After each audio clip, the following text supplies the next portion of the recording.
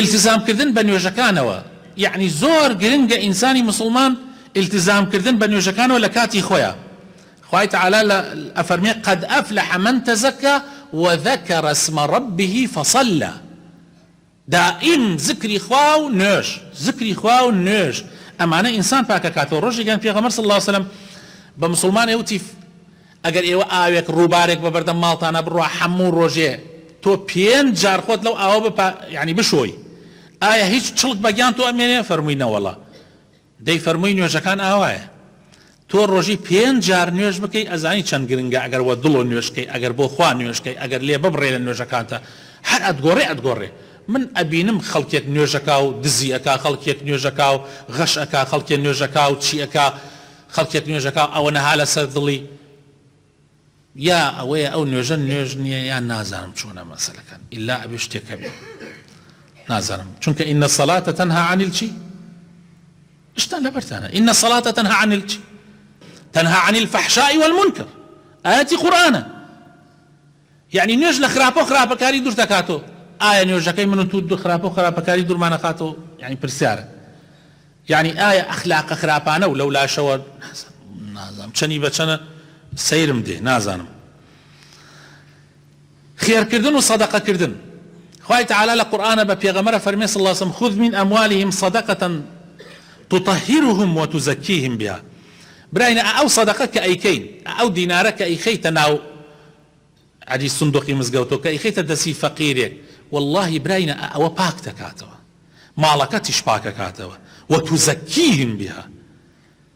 زور قرنقة بريزان زور قرنقة تو لبر خاطري خوا هيج كسي زوري لدنا كذا هيج كسي نهاتي قد بقري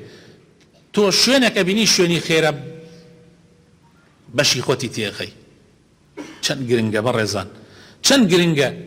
قرنقة او ابيت معي اوي كوا نخوشيد لسر لاتشي ابيت معي اوي كخوار رحمة بيبكا ابيت معي اوي كوا بلات لسر لاتشي بويا خير كردن زور قرنقة وزور تأثيري شكا دل پاک کردنەوە خۆشەویستەکانم ڕۆژانە کاتێ تو ئەخەوی زۆر پێویستە زەکرەکان بخوێنی و سەر بنیتە سەرسەرین بڵێ یا ڕەبی خوایە هەر کەسێ ئەمڕۆ شتێکی بۆ من و غەیبەتێکی بیکردووە تەعدایەکی لێم کردووە شتێکی وتۆ یا ڕەبی خوایە لەبەر خاتری تۆ من گردن یازاکەم ها کابرایەک پێغەمبەری خوا صلی الله عليه وسلم ئەمە زۆر گرنگە حەزەکەم وەڵڵاهی تخوا بە هەر ئەمە تەطبیقکەین یعنی ئەم هەفتە هەر ئەمە تەطبیقکەین بزان تەزکیە دروستە بێ و مانیا دروست نابێ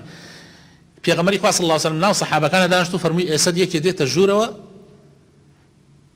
ئەهلی باشت ئێستا من بەیەوە بڵێم براین یەکێک ئێستا لەو دەرگاوە دێتە ژوورەوە ئەهلی باشتە سەحابە هەموویانەوە تەماشایان کرد نە ئەبوو بەکرە و نە عومەرە و نە عوسمانە و طبعا ئەوانە ئەهلی باشتن ان شاء الله و مباشر بالجنة بەس ئەوانە نییە پیاوێک لە پیاوەکان کەوا دیار نییە لەناو سەحابەکانە و کەس زۆر نایناسێ دەستنوێژی کردو نعلەکانی خستۆتە بن باڵی و هاتە ناو مزگەوت یا سبحان الله ئەمە ئەهلی باش ئەسڵەن ناوەکەی کەس نایزانێ ئیسەش لە حەدیسەکەی ناوی نەوتراوە بە بەیانیە هەم لە چێشتەنگایە پێغەمبەری خوا صلی الله عليه وسلم فەرمووی ئێستا مسلمانێک دێتە ژوورەوە ئەهلی باشتە تەماشایان کرد هەمان کابرا بە هەمان شێوە دەستنوێژی گرتو و نعلەکانی بندست و هاتە ناو مزگەوت ڕۆژی سێیەم ئەمە دیارە معنای هەیە پێغەمبەری خوا صلی الله عليه وسلم هانی ئەصحابەکان ئەدا بزان ئەوە کێیە چۆنە چی کردەوە ئەهلی باشتە ئەڵێ عەبدوڵڵاه یەکێک بوو لە ئەصحابەکانی پێغەمبەری خوا صلی الله عليه وسلم گەنج بوو ئیتر ئەمە سێجار دووبارە بۆیە وتی وەڵڵا کەومە شوێنی ئیتر ئەلموهیم کەوتە شوێنی و چۆن توانی بڕوا بۆ ماڵیان و لەگەڵیان بمێنێتەوە شەو ئەوە ئیتر حیکایەتەکە زۆرە و بابەتەکە شتێکی ترە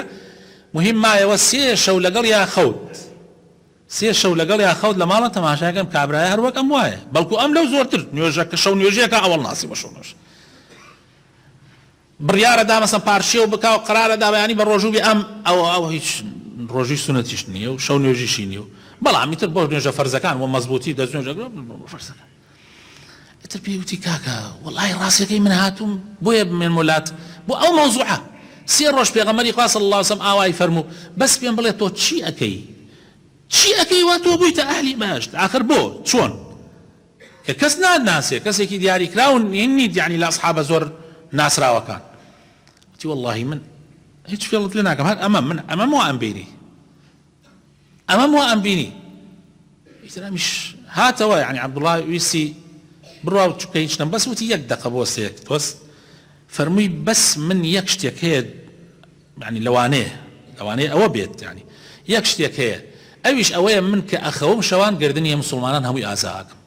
دڵی خۆم پاکەکەم ئەڵێ ئەوەی حەقی ها لەسەر من خوا یارمەتیم دەکە بتوانم جێبەجێکەم ئەوەیشی من حەقما لەسەری گردنی ئازابی جا عەبدوڵڵا فەرمێوتم والله ئەمەیە کە ئێمە ناتوانین بیکەین تۆ توانی بیت تۆ توانیوتە بیکەیت ئەوە زۆر گرنگە برایە زۆر گرنگە دەفەرموو کاکە با ئێمە ئاوا بین